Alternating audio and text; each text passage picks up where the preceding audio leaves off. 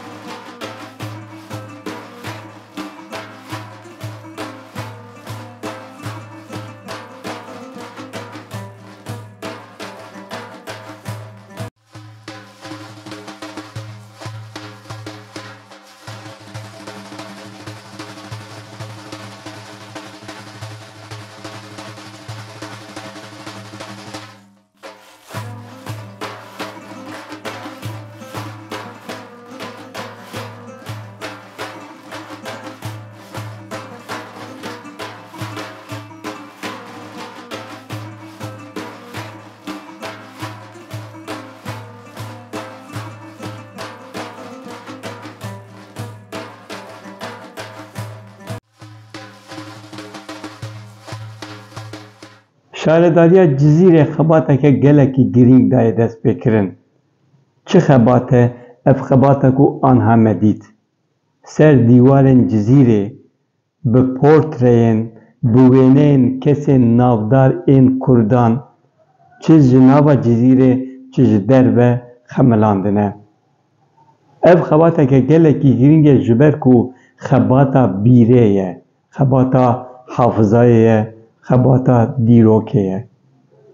Belkî gelek kes van kesan nas dikin lê nifşên nû helbet nas nakin, divê ew jî nas bikin. Ji xwe ev xebatên bi vî rengî ji bo vê yekê ye.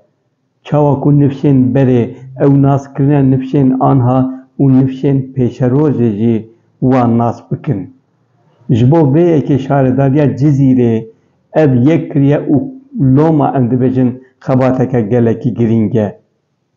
Di van xebatan de kî heye di van portreyan de? İsmaîl El-Cezîrî heye. Wî bi xwe robot çêkiribû ji Cizîrê bû. Pêşiya dinyayê wî çêkiriye.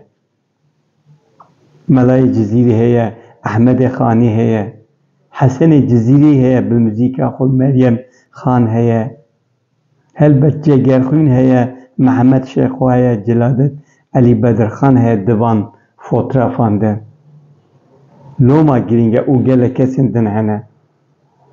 Şaredariya Cizîrê bi du hev wênesazan Besna Acû û Mehmet Aydin ev tablo dane çêkirin.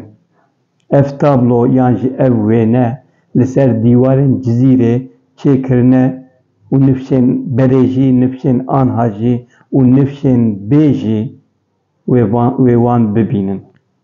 Wê bibînin û wê carekî din hay ji bîra xwe, hay ji dîroka xwe hebin. Loma em dibêjin gelekî girîng e. Bila saeta wan xweş be. Ev bîra me ye. Spasî ji bo Şaredariya Cizîrê jî.